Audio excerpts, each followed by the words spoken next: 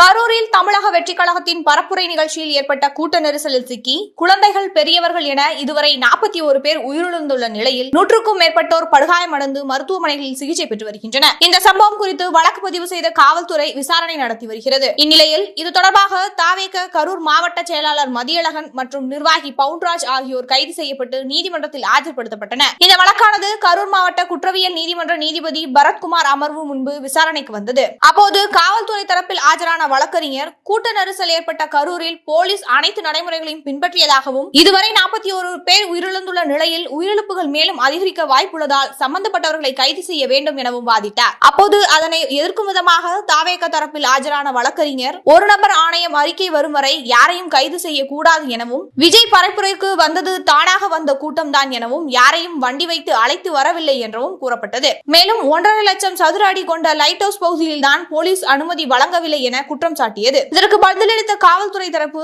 Light house பகுதியில் அமராவதி ஆற்றுப்பாலம் இருப்பதால் அனுமதி வழங்கவில்லை என்றும் விஜய் பிரச்சாரம் நடந்த இடத்திற்கு முன்பு அதிமுக பிரச்சாரம் நடந்தபோது அதிக வாகனங்கள் வந்ததால் அந்த இடத்தை விஜய்க்கு பிரச்சாரத்திற்கு வழங்கினோம் எனவும் தெரிவித்தது. அப்போது குறுக்கிட்ட நீதிபதி மைதானம் போன்ற பகுதியை ஏன் கேட்கவில்லை என விஜய் தரப்பிடம் கேள்வி எழுப்பினார். அதற்கு விஜய் கூட்டத்திற்கு முதலில் 10,000 பேர் வருவார்கள் என்று நினைத்தோம், அதனால் தான் கேட்கவில்லை என விஜய் தரப்பில் கூறப்பட்டது. இதற்கிடையே தங்களின் வாதத்தை தொடர்ந்த காவல்துறை கரூரில் நேர அட்டவணையை விஜய் கடைபிடிக்கவில்லை, வேகமாக வர சொல்லியும் போலீசார் கூறினார்கள். போலீஸ் கூறியதை மீறி ராங் ரூட்டில் சென்றார்கள். புஷி ஆனந்த் வாகனத்தை நிறுத்தி முனியப்பன் கோயில் சந்திப்பில் தாமதமாக செய்தார். கரூர் பாலத்தில் இருந்து வேண்டுமென்றே தாமதமாக வந்தனர். முனியப்பன் கோயில் சந்திப்பில் விஜய் கேரனுக்குள் சென்று விட்டார். கேரனுக்குள் செல்லாமல் விஜயை பார்த்திருந்தால் கூட்டம் கலைந்திருக்கும். கைது செய்யப்பட்ட மதியழகன் பவுன்ராஜ் இருவரும் வாகனத்தை செல்ல விடாமல் தாமதப்படுத்தியதுதான் நெரிசலுக்கு காரணம் என அடுக்கடுக்கான குற்றச்சாட்டுகளை முன்வைத்தனர். இருவரது வாதங்களையும் கேட்ட நீதிபதி வார விடுமுறை காலாண்டு விடுமுறை நாளில் எப்படி குறைந்த எண்ணிக்கையில் வருவார்கள் என்று கணித்தீர்கள்? விஜயை பார்க்க குழந்தைகள் கண்டிப்பாக வருவார்கள். அதற்கு தகுந்த இடத்தை கேட்டிருக்க வேண்டும். எடப்பாடியை பார்க்க வருவது கட்சி கூட்டம்,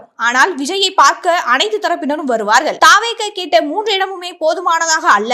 அதிக கூட்டம் வரும் என்று விஜய்க்கு தெரியுமா? அவரிடம் சொல்லப்பட்டதா என சரமாரி கேள்விகளை எழுப்பிய நீதிபதி தேதி குறிப்பிடாமல் இந்த வழக்கை ஒத்திவைத்தார்.